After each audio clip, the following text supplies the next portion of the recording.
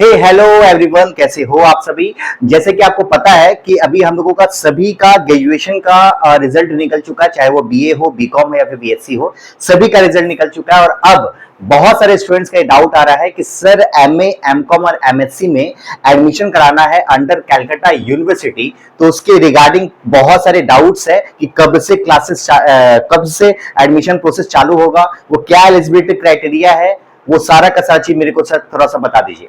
तो मैं बताता हूं आपको कि इसके रिगार्डिंग, चाहे वो एमकॉम हो, एमए हो या फिर एमएससी हो, तीनों के रिगार्डिंग हमारा ऑलरेडी कैलकाटा यूनिवर्सिटी एक नोटिफिकेशन दे दिया है और उस नोटिफिकेशन के जरिए ये बता दिया है कि क्या क्या एलिजिबिलिटी क्राइटेरिया होगा।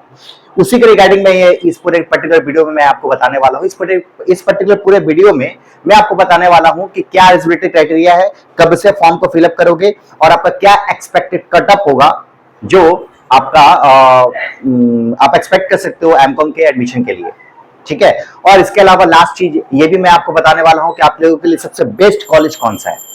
ठीक है, तो चलिए बताते हैं आपको। सबसे पहले बात करूं यदि एलिजिबिलिटी के बारे में, तो समझिएगा यदि कोई भी बच्चा जो अपना ग्रेजुएशन 2023 या 2024 में कंप्लीट किया है, ध्यान से सुनिएगा, कोई भी बच्चा यदि 2023 या 2024 में यदि आपका ग्रेजुएशन कंप्लीट है तो आप एलिजिबल हो एमकॉम, एमएससी और एमए के फॉर्म फिलअप करने के लिए, ध्यान रखिएगा। बट 2023 के पहले यदि कोई बच्चा ग्रेजुएशन किया होगा तो वो एलिजिबल नहीं है, पहली बात। दूसरी बात, कोई भी बच्चा यदि कोई सप्लीमेंट खाया है किसी भी पर्टिकुलर सब्जेक्ट में, कोई भी सब्जेक्ट में उसका सप्ली है, तो वो सप्ली खाने के बाद यदि वो सप्ली खाया होगा तो वो एलिजिबल नहीं होगा। वो किसी भी एम के, एमए या फिर एमएससी या फिर एमकॉम के एडमिशन प्रोसेस के लिए वो फॉर्म को फिलअप नहीं कर सकता। एक बच्चा का डाउट था कि सर मेरा 5th सेमेस्टर में ये था, एक में सप्ली था, मैंने उसको रिव्यू के लिए मैंने पेपर डाला है, हो सकता है मैं पास भी हो जाऊं, फिर भी आप एलिजिबल नहीं हो। यदि उसके पहले 10 तारीख के पहले यदि आपका रिजल्ट निकल जाता है और पास हो जाओगे तब आप एलिजिबल हो सकते हो फॉर्म को फिलअप करने के लिए, अदरवाइज एलिजिबल नहीं हो, पहली बात। दूसरी बात, सर ये फॉर्म फिलअप कब से होगा? फॉर्म फिलअप 1 सितंबर से चालू हो चुका है, जो कि मैक्स टू मैक्स 10 सितंबर तक चलेगा। 10 सितंबर के आप फॉर्म को फिलअप नहीं कर सकते हो, तो यदि आपने फॉर्म अभी तक फिलअप नहीं किया तो फटाफट से जाइए और फॉर्म को फिलअप कीजिए। नेक्स्ट, यदि सर ये यदि मेरा ऑनर्स है या फिर जनरल है, क्या दोनों में से कोई बाइफर्केशन है? आंसर इज यस है।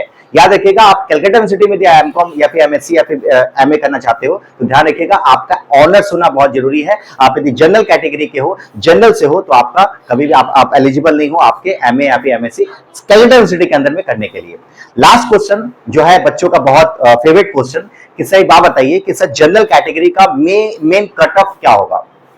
ध्यान देखिएगा, यदि मैं एमकॉम के बारे में बात करूं, यदि आपका कैलकाटा यूनिवर्सिटी में कट ऑफ कितना का हो सकता है, ध्यान रखिएगा, यदि आपका 60 या 65% से अबव है तभी आप अपने आप को सोच सकते हो कि आप एलिजिबल हो, आपका नाम आने वाला है। मेरिट लिस्ट कम से कम 65% तो आराम से आ ही जाएगा। कैलकाटा यूनिवर्सिटी में कुल मिला के 8 कॉलेज है, 8 कॉलेज में दो कॉलेज से उसका अपना एक कैंपस ही है, 6 कॉलेज है अलग अलग।